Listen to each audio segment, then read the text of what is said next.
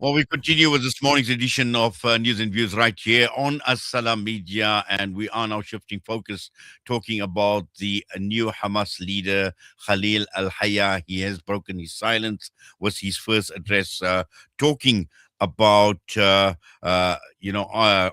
telling the Palestinian people to remain steadfast, to remain patient, to pledge rebuilding Gaza, to alleviate the suffering of the people of Palestine, freeing political prisoners, and also preaching unity, with the Palestinians as well. And we are now joined by the senior researcher at the Mapungubwe Institute for Strategic Reflection, Jeenah. Naim, Assalamu alaikum wa rahmatullahi wa barakatuh. Jummah Mubarak to you and welcome. Wa alaikum salam wa rahmatullahi wa barakatuh. Yes, Naim, just your thoughts initially on the appointment as Khalil Al-Hayya as the leader taking over from Yahya Sinwar, and also as far as Hamas is concerned at this point in time after the genocide, things were quiet for a very, very long time. And looking at Hamas, regrouping, appointing Khalil Al-Hayya as a leader. Well, I mean, it wasn't a sudden thing, of course.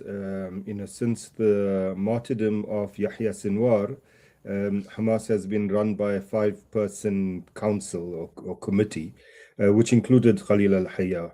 And he was also the chief negotiator I suppose, the chief negotiator for Hamas that led up to the ceasefire deal in October last year. So he's been quite involved. These elections, of course, as they always are with Hamas, take months in order to conduct.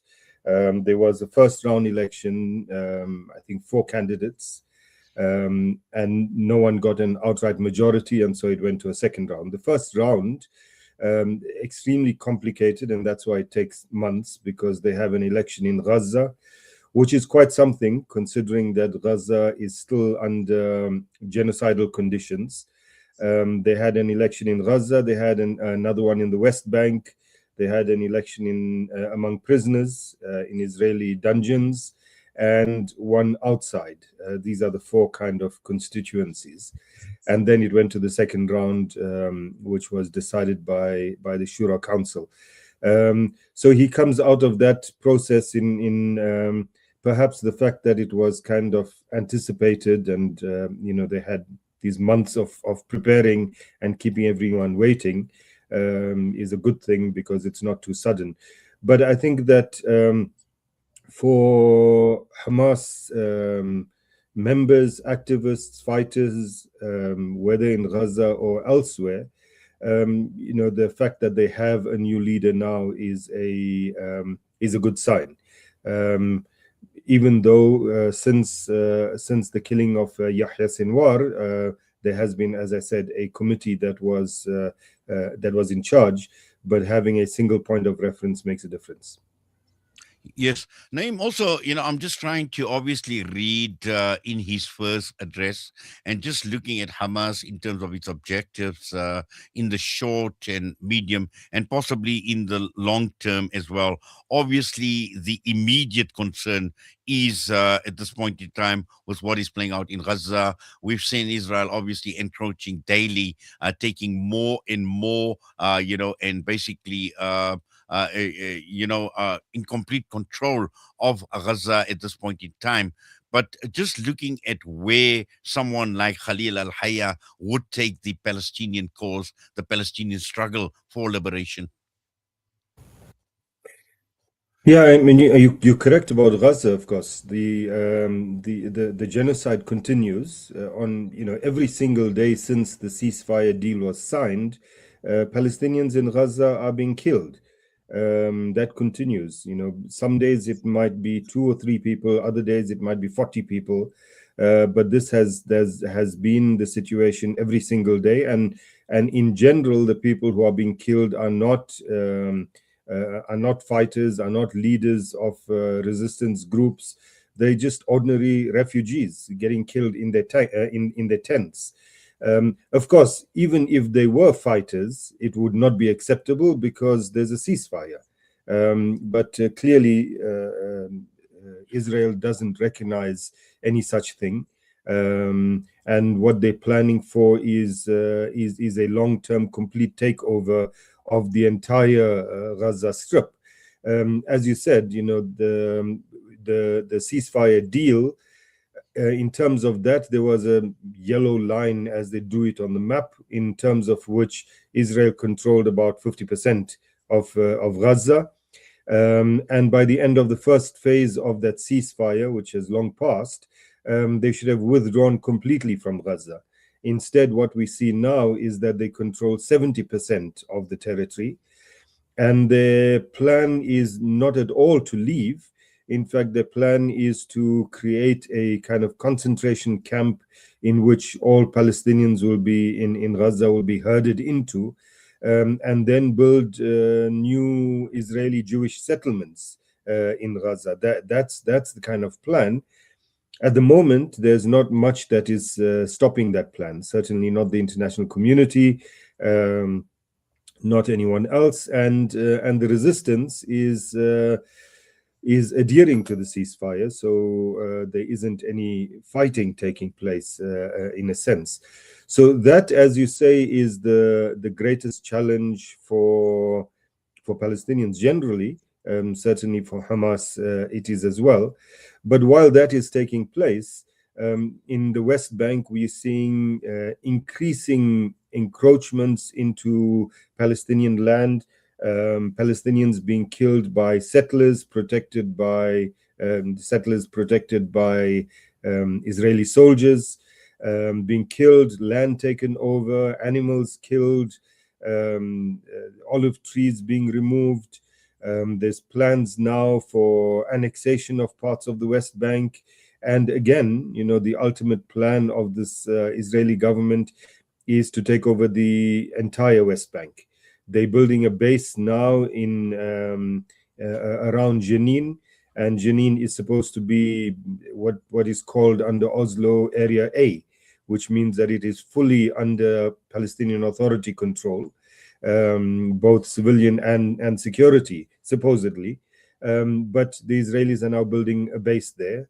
There's even discussions, or there were discussions in the parliament, in the Knesset, to basically withdraw from the Oslo Accords. So the situation in general for Palestinians is extremely bad. And those are the conditions that the largest Palestinian political faction now has, under which they've elected a new leader. So his challenges are huge. His message, the elements you pointed out, clearly his message is to kind of give some sense of hope, to strengthen the spirit of sumud, of steadfastness of the people, and to, in a sense, look to a better future. Right now, I don't think that many Palestinians are seeing much of a better future ahead. But I think that the challenge is for Hamas, together with the other resistance factions, to come out clearly in terms of a vision for a future Palestine. I'm not sure that the kind of vision that says we'll unite Gaza and the West Bank, including Jerusalem, and have our capital in East Jerusalem, I'm not sure that is the kind of vision that Palestinians would be thrilled about. Right now, the challenges are so huge that there are many Palestinians who are not interested in that two-state solution kind of an idea. The Al-Aqsa Mosque is under threat. His message doesn't say anything about Palestinians in the 48 areas within Israel, and they too feel under a great amount of threat and feel that they're not being spoken for. So I think that the challenges that he and his leadership face are massive. Well, certainly, Naeem, and I think I'm glad you brought out the whole issue surrounding the challenges, because, the greatest challenge would be for Khalil Al-Hayya is how do you, how do you do the best out of a worse situation? and that is in terms of managing and as a leader as well, considering that he has stepped into some huge shoes, from Sheikh Ahmed Yassin to Dr. Abdulaziz Rantisi, Ismail Hania, Yahya Sinwar. He stepped into some massive, massive shoes. And at this point in time, his message obviously has been one of unity to the people of Palestine, and that ambition, which we all want to see. We'd like to see Palestinians unite under one banner, whether we're talking about East Jerusalem, we're talking about West Bank, and also in Gaza as well. And I'm sure that many Palestinians would rally behind their leadership. Well, I think we must be careful about this idea of Palestinian unity for two reasons. One is that the lack of Palestinian unity often immobilizes many people. And secondly, it becomes an excuse for many others. So many governments, for example, say that, what should they do, because Palestinians are not united, they don't know what to do. And the issue is not uniting under a single banner.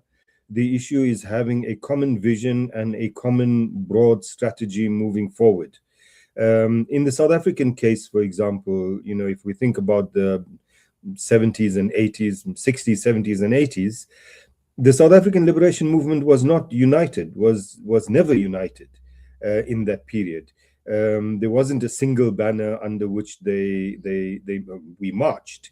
We had the Congress movement with the ANC and all of its allies. We had the Africanists. We had the Black Consciousness movement.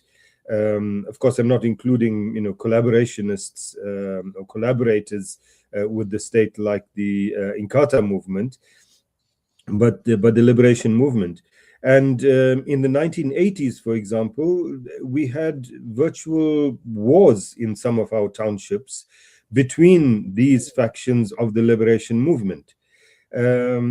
Yet there was a common vision, in a sense, and whatever the terminology might differ, but there was a common vision and there was a common strategy. We all agreed, for example, that armed resistance against the South African state was part of that strategy. Not that all of us were engaged in it, but we all accepted that it was part of that strategy. We all accepted that the sanctions campaign against South Africa was part of that strategy, whichever faction of the liberation movement or tendency of the liberation movement we belonged to. With Palestinians, unfortunately, that is not the case. And so instead of talking about unifying, instead of Palestinian leadership talking about unifying themselves with each other, perhaps this should be the focus. Can they develop a common vision and a common strategy moving forward? And that doesn't exist at the moment. Certainly, if you talk to Mahmoud Abbas, the main plank of his strategy for the Palestinian people is the sacred security cooperation, sacred because that's what he calls it, security cooperation with the Israelis. He doesn't believe in armed resistance. In fact, he's very proud that he's never fired a gun, as are many of those around him. That is not a common strategy. In terms of a common vision, what is a common vision? The Palestinian Authority, Mahmoud Abbas, Fatah, etc., talks about a two-state solution. Khalil Al-Hayya seems to be talking about that in his message, but many Palestinians believe around the world and in Palestine that such a thing is dead.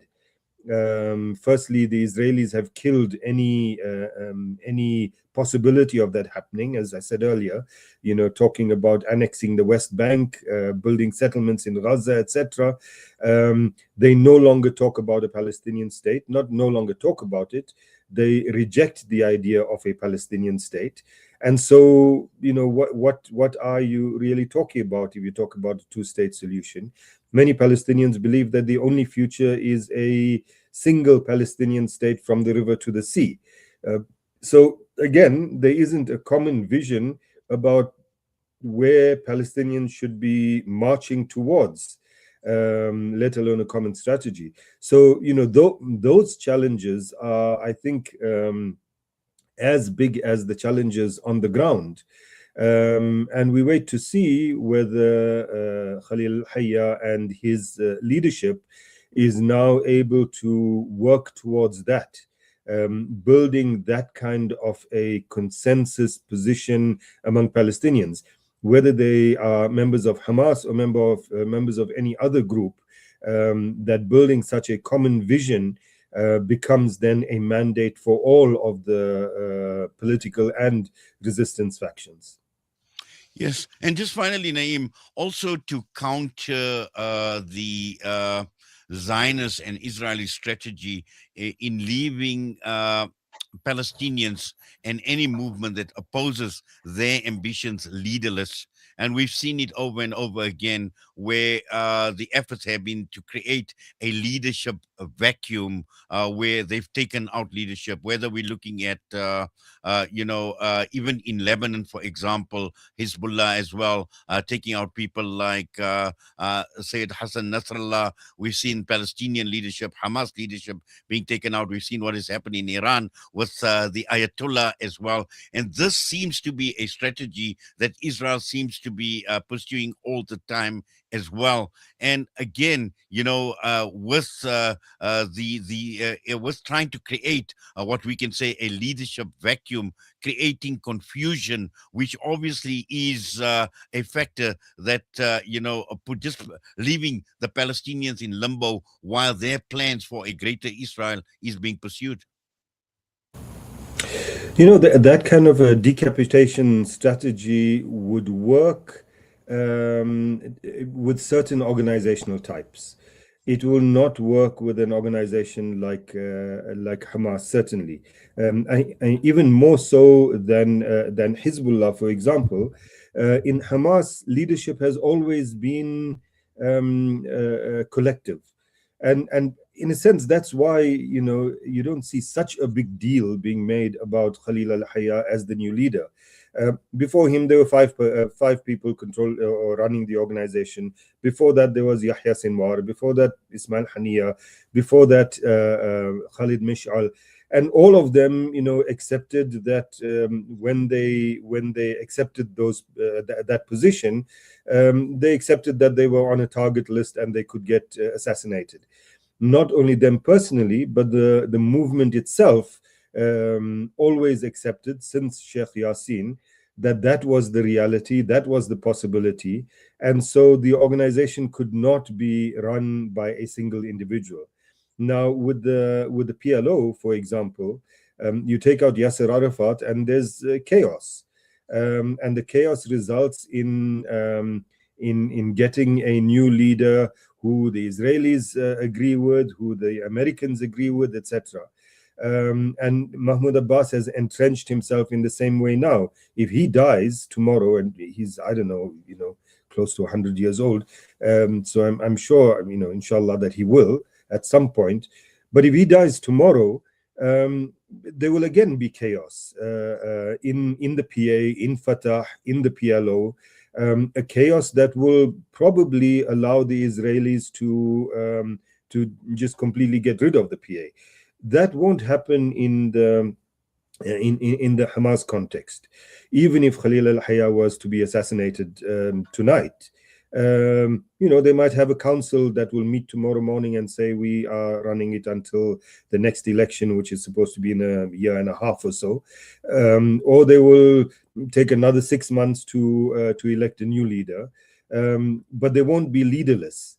That's a huge difference. I mean, the Israelis certainly believe that would be the case with Hezbollah, for example, because unlike Hamas, Hezbollah's leader was always Hassan Nasrallah, was always the charismatic leader who embodied the organization. Hamas, since the assassination of the martyrdom of Sheikh Yassin, that wasn't really the case.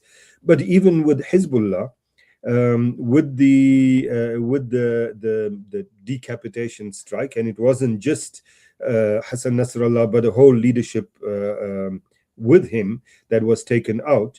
it took them a few months to regroup, and Naim Qasim is well, as he might not be as charismatic on a platform as Hassan Nasrallah, but certainly in terms of his leadership, he's now proving himself. So there are leadership styles and organizational styles where a decapitation, taking out the leadership, means that the organization will virtually collapse. Hamas is not one of those organizations. It doesn't depend on a single charismatic leader. Well, absolutely, Naeem. Jazakallah khairan so much for that. I just wish we had a lot more time. But for now, we thank you. We say Jazakallah, as always, for your time. Assalamu alaikum. Wa alaikum salam wa rahmatullah. Naeem Jeenah joining us this morning and providing some context into the leadership of Khalil Al-Hayya as the Hamas leader.